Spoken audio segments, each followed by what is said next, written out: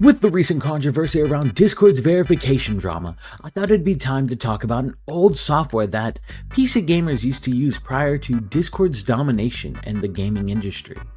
And no, I'm not talking about Skype. RIP Skype, by the way.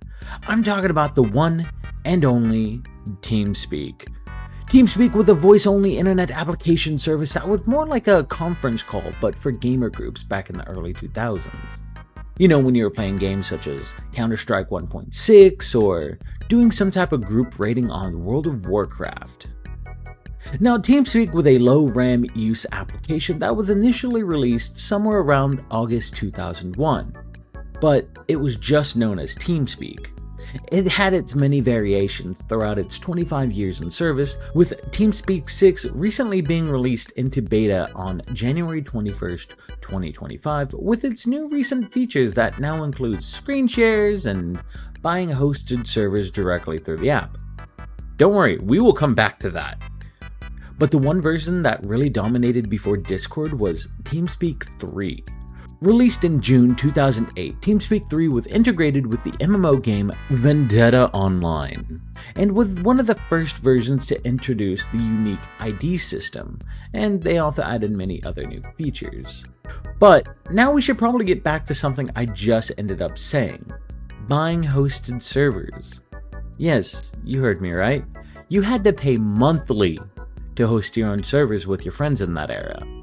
And back then, it costed maybe $4 for 15 people, but now it costs $9 a month for 15 people, and $37 for 100 people. So unless you had servers to host your own, then you were losing a little bit of that Steam sale cash. Now, TeamSpeak wasn't like Discord. You didn't just send a link to someone on a server and wait for them to join. You had to send them a whole server IP address, which was the common way you invited people in both servers and video game servers. So games like Garry's Mod also used IP server address invites. Now, before we go into messing with TeamSpeak itself, both version 3 and 6, let's talk about why TeamSpeak slowly started to fall to Discord.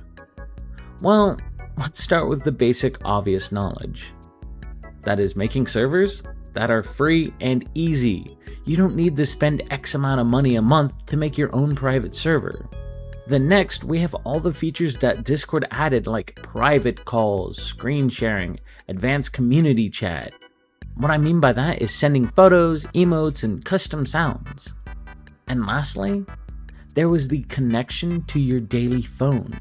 Because why wait to see your messages when you get home when you can just check them on the go?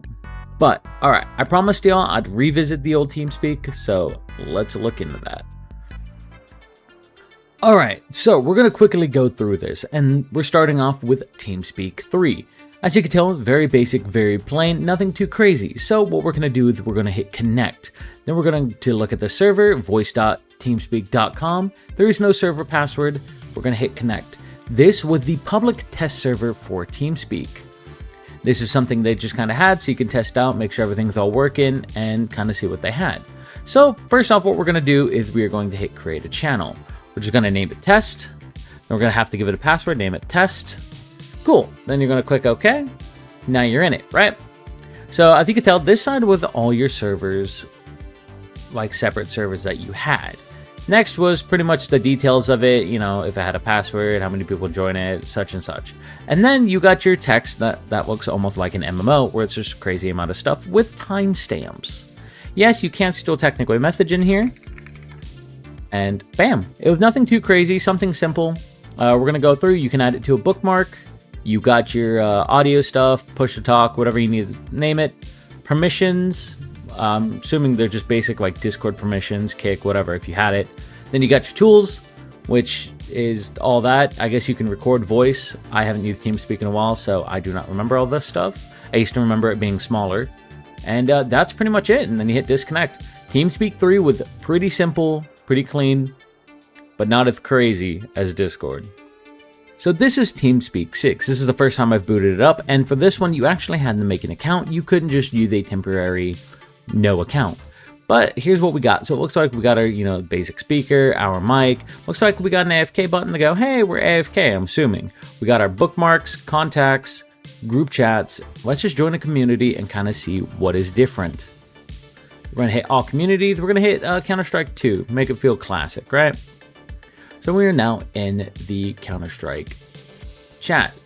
Ooh, you got some actual designs to it. Looks like you got your basic tabs for chats, which is kind of nice. Kind of looks like a full setup of Discord, but a little different. But hey, look, they actually got photos in that. That's actually kind of cool. Discord doesn't have that photos per area, just a fancy text. We're just going to create a channel. We're going to call it test, and we're going to call it test so nobody joins in and says some weird stuff. All right, so apparently you got your basic normal text, very big and bold, which is kind of cool. Starting stream, apparently you can stream it just like Discord, and it doesn't look that crazy. Connection status tells you what your ping is. That's actually kind of cool. Discord doesn't really tell you your ping, it's just a bar. This one looks like it gives you more of a deep detail to it, if you know what I mean. File transfers in and out. Looks like you can now send photos since you can open up that. And you now got little emotes. That's actually kind of nice. So it looks like just a easier version to use than Discord. Now, with this new TeamSpeak 6, it seems like it's finally catching up with Discord's level. But will it be able to catch up and take back over the community's preference? Well, with the whole drama with the age verification, it could probably take back 10%. But what do you think? And is there any other programs I should re-explore? But just don't forget to like and subscribe, and I'll see y'all in the next one.